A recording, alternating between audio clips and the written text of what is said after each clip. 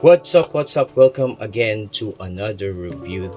And for today, I have the Hiby R6 Pro II DAP. I would like to thank Hiby and Joe Blogs, uh, known as Joe Blogs at headfi.org, for choosing me to be part of this world tour. Uh, Hiby has been generous enough to give us a unit and have a tour with it, listen to it, assess how good it is, its pros and its cons. Now, this is not the usual review that I give to you and a different format. I'm just using my phone because I don't have a tripod for my camera to do a perspective like this. But let's get started. On to the unboxing. So the packaging of Hiby R6 Pro II is quite straightforward. We have a purple accent and white box, and first that will greet you is the DAP itself. We'll take that in a moment, or okay, let's take it out right now. Okay, I believe it's turned on, so that's it. Okay, so we will discuss this in a while, in a bit. Okay, and here is the leather case. Actually, it really looks sleek and feels sturdy. Okay, let's pick up the pace so I wouldn't take much of your time. USB Type C to Type C, yeah, and some packaging.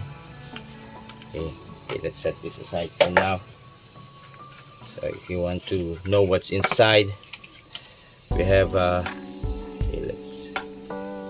we have the warranty card here, a certificate, a list of included items. This is for the cable, so you can hook it up with your PC or computer or Mac. And two screen protectors. This goes to the front, this goes to the back, and a user manual. So this is in English, and I think it's also in Chinese, right? Okay, so moving on, let's get a move on. Okay, let's just fit this. Okay, the Hiby R6 Pro II, as you can see, it's this is the size of my hand. I have Asian hands, so this is quite almost the size of my hand, size of my palm. So for me, it's a little bit big compared to my, let me get my favorite DAP also. I personally have the Hiby RS2. Yeah, also sleek, right? No, I love the cases that Hiby includes. So let's put that aside here, and we have a phone just to compare it. Yeah, this is my wife's phone, this is the Hiby, so it's almost, it's almost, how do you say, same size, but the thickness is quite have a big difference. The RS6 Pro II, am I saying that right? R6 Pro II is quite thicker than a regular phone. Okay, so I just want to emphasize the physical attributes. Okay, here we have, okay, let's see that. Okay, there we go. On the right side, we have the LED light, we have the power button or lock button, and we have the volume rockers here. On the left side, we have the micro SD slot, and then we have the previous track button, the play button or pause button, and the next track button. It's quite straightforward. Okay, on the ports, okay, let's see here, let's focus my camera for a bit there. Okay, So here we have two line outs. We have the 4.4 balance single-ended, of course the USB-C port, and we have the headphones out, single-ended, 4.4 balance. Quite a lot if you ask me, unlike my RS2. Also only have one balance output, 4.4, and one phones out, three single-ended, and only one line out. Okay. So onto the user interface. Let me okay, let's zoom in it a little bit. Okay, usage is pretty straightforward. It runs on Android 12, which is pretty amazing. They're very snappy, as you can see. You can stream your music like Apple Music. Okay, let's try playing one. See how fast it goes. Okay, and yeah, it's playing. As you can see, lyrics. And it's lossless, so yeah. And then see how snappy that is. Let's go to YouTube. Let's try it. Okay, I hope this works because I have a funny story. Last night I was filming and then only to find out I have not saved. Oh, you see, we have Giz audio here. So my feed consists of many audio stuff. Okay, so okay, and of course the player itself, Hiby Music app, which is very famous amongst audiophiles. I have my albums here, and as you can see, album artworks it's very fast to load. Okay, let's try playing one. Okay, as you can see, it's already playing. I don't have any phones with me. Okay, so that's the user interface. One comment that I could like a nitpick is the battery, but for me it's enough because I'm a busy guy and there's a lot of things to do with my daily routine, and honestly I don't have the like a lot of hours to listen to my music continuously, and even after my work, which I am a musician, sometimes my ears get tired. So 4 hours on stage performing, all loudness, music, and then when I get home, sometimes my wife asks me, doesn't your ear get fatigued that you're working on stage playing music and then when you go home you still listen to music? Well, music is life, so that's it. So it's playing just like it's supposed to. Battery, connectivity, Wi-Fi, it's no problem. By the way, let's zoom in with this one. Okay, so you have Bluetooth, auto rotate. Sorry.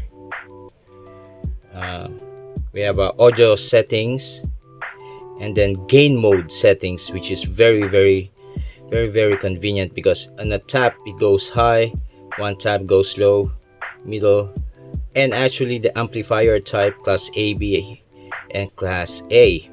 That's very handy and nifty. So yeah, settings.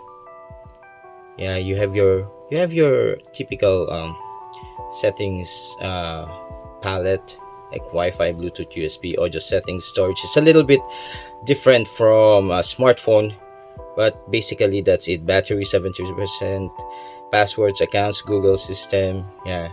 About device, as you can see, this is the DAC, the CPU. It's all there, all you need. Yeah, that's very good. It's very well thought of and laid out. Okay. Okay, so let's move on to the good part. Okay, let's put the brightness a little bit higher so you can see it, and refocus my camera. Okay, so checking my notes.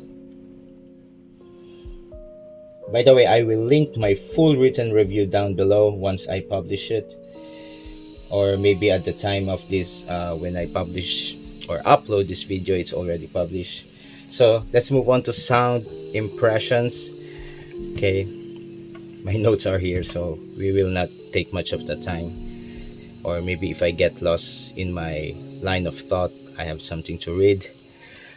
Okay, soundstage of R6 Pro II is notable. It has a very good, spacious and expansive soundstage. Although some of my portable DAC amp, namely the Centron's DAC Port HD, has a wider soundstage than this, and nevertheless it gives a commendable level of openness and avoids any feeling of claustrophobia. Imaging is very, very good. It has left me a very impressive how do you say, it left me impressed and the accuracy and precision is very, very good, and each element in the music is properly positioned, and the panning of instruments is very, very discernible and easy to follow. The most impressive feat of R6 Pro II, if I must say, is the instrument separation and micro details. Each element has retained its individuality without overlapping. I mean, even the subtle nuances, subtle instruments in your music is not drowned by more louder instruments. So everything is heard, everything has space, everything is laid out, everything matters. Okay, so everything can be heard. Okay, moving on to the bass. The bass is tight, clean, and very neutral. I didn't sense any elevation or boost, and the characteristic of the bass will be suitable for mixing engineers who rely on accurate reference when it comes to bass, and as it faithfully portrays recording as they were intended. Now, mid-range is the star of the show here. Okay, let me just change what's playing so it's not redundant. Okay, mid-range is the star of the show. A lot of instruments fall into this frequency, as we know, and R6 Pro II faithfully represents vocals and instruments without any exaggerated emphasis, though I cannot say that it is rich or lush, but accuracy and precision is the name of the game. So and I can sense a little bit of forwardness to it. Okay, and actually on a little side note, I noticed that the sound signature of the R6 Pro II has a leaning to guitars. I'm a pianist. Guitars really don't matter that much because it's not my part. It's my son's part, but how you say, I don't know. Guitars sounded really, really great with this DAP. And some of my favorites are Queen, Rage Against the Machines, Incubus, and AC/DC. Okay, treble. While the bass and mid-range maintain neutral presentation, the treble takes a different approach. We have some emphasis here when it comes to treble. That's why, hence, I conclude that this DAP has a bright neutral sound profile. This gives good energy on the treble region, but to those who are sensitive to treble, you might want to audition first. Okay, and good news also, it didn't bring my bright IEMs to sibilant territory. My bright IEMs are the Simgot EA500 and Kinera Eden Golden, and still no sibilance. That's good news. But I think for treble sensitives, you might uh, you might want to pair this DAP with the warmer gears. By the way, driving power of the R6 Pro II is very, very decent. Actually, compared to my other DAPs, I mean, I have the Hydis AP80 Pro, the RS2 as I mentioned before, and I have the Q. I also had a Q style QP2R, and by far this is the most powerful, and I didn't feel any struggle even on my Tangzu Heyday a planner. Actually that IM is very efficient and doesn't require much power, but it's the driving power is for IEMs, preferably headphones. I think you might want to look somewhere else, or maybe go for a desktop setup instead of a portable one. So I have comparisons. Please do check them out in my written article. And okay, that's it. Let's wrap it up. It's already 16 minutes. And as you notice, this is just a one-take video, no edits. And I hope that you find this helpful. Without hesitation, I firmly believe that the R6 Pro II is very glorious and very satisfying, very commendable, very impressive when it comes to sound. The only nitpick that I can really tell, which actually it did work for me, because it even can last one day for me, although for those who are listening longer than maybe 5 hours or 6 hours or 8 hours, I mean, come on dude, take a break. But if you are listening to those long sessions, then you might want to consider the battery life. After all, this is an Android device. So by the way, let me show you the back. It's very sleek. You have a curve there. You see the curves there. Yeah, we have some very good curves there, very industrial feel to it. Yeah, so this is like glass, very shiny, and this is grill. These are grills, and you can hear that it's really good. So yeah, don't worry, I clean it up. Anyways, I think this is a very good DAP for its price point. Streaming services you can do, watch YouTube. Yeah, this is one of the best releases in the DAP territory for 2023 as far as I'm concerned. I hope that this year we're starting June, right? So I hope that I get to review more DAPs to compare this one to, but so far this is one of the best.